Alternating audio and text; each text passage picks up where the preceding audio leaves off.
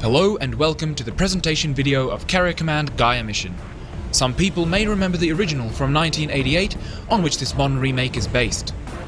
In Carrier Command, the core gameplay consists of vehicular combat, involving mostly island engagements between two fortress-like carriers striving for control, surmounting to an action game with strategy elements.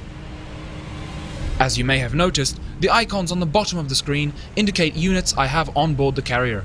These are the VTOL-capable aircraft and the amphibious all-terrain assault vehicles, designated the Manta and the Walrus respectively. All units are controlled remotely from the bridge. The bridge itself may be seen here in the background, reinforcing the fact that you are seated in the captain's chair, viewing the battlefield on a translucent display in front of you. Your main objective is to sink the enemy carrier and seize the archipelago, consisting of 33 unique islands. Seen here, I am leading an assault on the enemy island of Fulcrum, indicated by the red coloration. Simply put, blue islands are my own, while red belong to the enemy.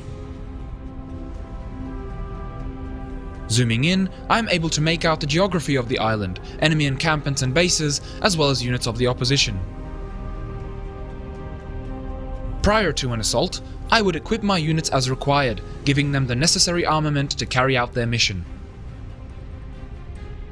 I will now arm my Manta with rockets, before sending it into combat. As I mentioned before, you may approach Carrier Command as a tactical real-time strategy, as an action game, or a seamless combination of both. Here, I have deployed my walruses and given them waypoints to an enemy target location, all from the tactical map. Alternatively, I may join the action directly by taking control of a unit myself and heading into battle. Using our convenient radial menu, I may also order my other Mantas to undock and assist my own, all without the need for waypoints. Additionally to first person, Carrier Command also features a third person perspective.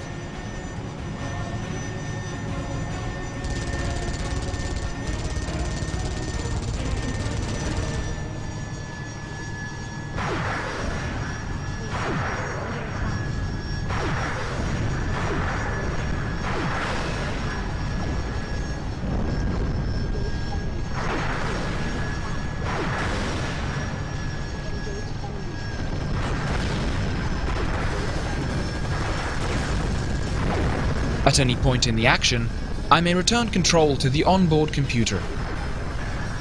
Switching between units, direct control or computer control is all done seamlessly.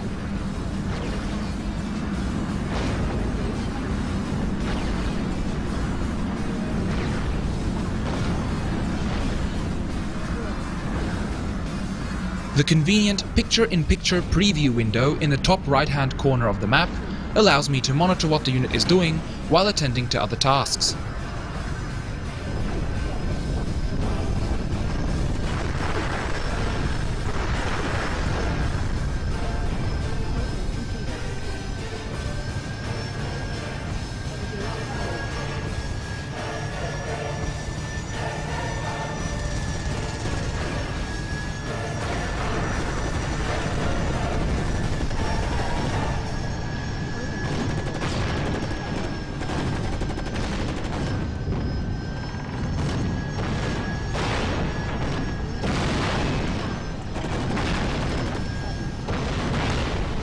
Should I lose a unit in the heat of battle, it may easily be replaced by producing a new unit in the production screen. Manta 3, low ammo.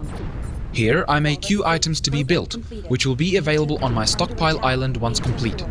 Herein lays another strategic element, island setup. An island may be configured to supply materials, produce items, or serve as a defensive stronghold. Although islands are set up to specific types by default, you may adjust them as you see fit, adding strategic depth to how you manage your island network. Items from the stockpile may be transferred to the carrier by a submersible supply submarine, or by sailing to the island directly. Once sent, the supply bark will make its way to the carrier in real time. The carrier may also be controlled manually. Whenever you feel combat operations on the current island are complete, or you have pressing matters elsewhere, such as defending your own island from an enemy carrier attack, you may choose to set sail. You may perform this manually, or you may take advantage of the carrier's onboard navigation system and instruct the carrier to sail to your selected destination. The benefit of this approach is that you make use of the carrier's internal time warp system, compressing time to significantly reduce the length of the trip. Overall, this is Carrier Command's core gameplay experience, present in both of the game's two distinct campaigns. As opposed to random island positions, configurable campaign options and virtually unlimited variability featured in the strategic campaign, Carrier Command's story-driven Gaea mission presents a more firmly defined, progressive gameplay experience, offering a tutorial as well as various special features and missions unique to this campaign. The cutscene currently playing on the screen is the intro sequence to the first section of the Gaea mission campaign. The story revolves around two competing factions striving for dominance, the UEC and the power-hungry APA. In a war that took place some time ago, Earth was left without drinkable water supply, and so a solution was sought elsewhere. The Gaea mission was meant to return water from a distant planetary system, restoring Earth to its former glory. Carrier Command Gaea mission is portrayed through the eyes of Lieutenant Mirik, a soldier of the UEC, and takes place in the decisive battle between these two factions in the Dead Zone, an archipelago on the planet Taurus. Sir, we crash-landed. AA defenses tagged us. Sir, no one Things turn sour, however, when Mirik's drop pod is shot down, leaving his team stranded on the island Vulcan, where our story begins. Let's move out and clear that path. Understood, sir. Ready when you are. Immediately apparent is the fact that the game contains first-person shooter missions, which are in key sections throughout the storyline, where Mirik must leave his vessel to fulfill certain objectives in person, in this case, to get the carrier itself. These missions, while representing only a minor portion of the campaign, make the whole story more personal and close to the chest, as Mirik is not protected by the armoured hull of the carrier when on foot. Whoa, bloody hell. Okay, let's keep moving. Taking a look at another scenario, we can see here that Mirik must disrupt APA artillery intent on destroying the UEC-owned island's installations. Engaging the enemy head-on seems to work, and the APA artillery quickly decides to abort, retreating from the island.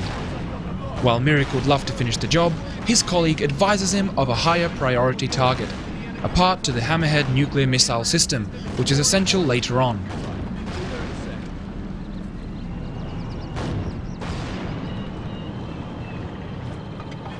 Once we arrive at the research center where the part is being stored, Mirik exits the vehicle and makes his way indoors. Personnel combat shield Mark II, minor incoming detected.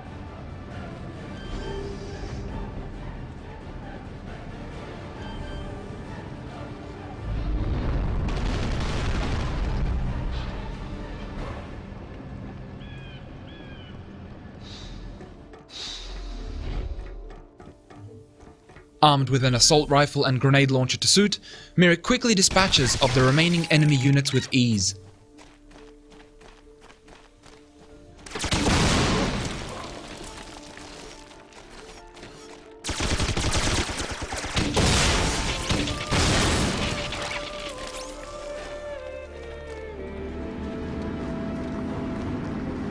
Packed with adrenaline-pumping action, no unit is spared when it comes to blasting through the opposing defenses to take down the fleeing enemy captain, as can be seen here, where Mirik takes control of the heavy weapons while his colleague does the driving.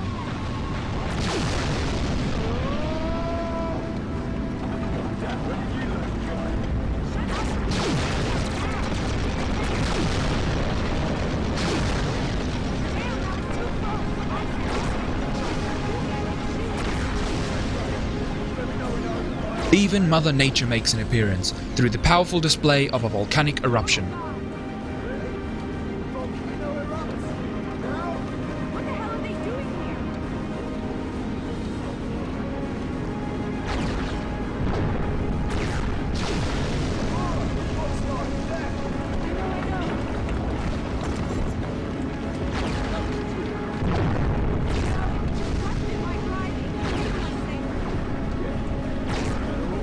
Fiery inferno or heavy rain, the chase continues in any weather conditions. But not to spoil too much, let me stop it there and move on to the strategy campaign setup screen, where the various options and settings ultimately result in a highly variable game with virtually unlimited replayability.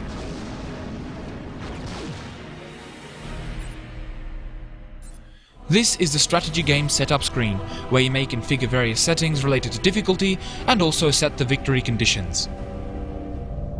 With this setup, I may be playing for an afternoon, where the enemy has practically no chance of defeating me unless I make a catastrophic mistake. Alternatively, if you're feeling more adventurous, this setup could take the rest of the month to complete, where every decision may lead to victory or defeat. We hope you enjoyed watching the Carrier Command Gaea mission presentation video. If you're eager to try it now, pre-ordering gives you direct access to the beta. We look forward to your comments and feedback on our Facebook, Twitter and YouTube pages.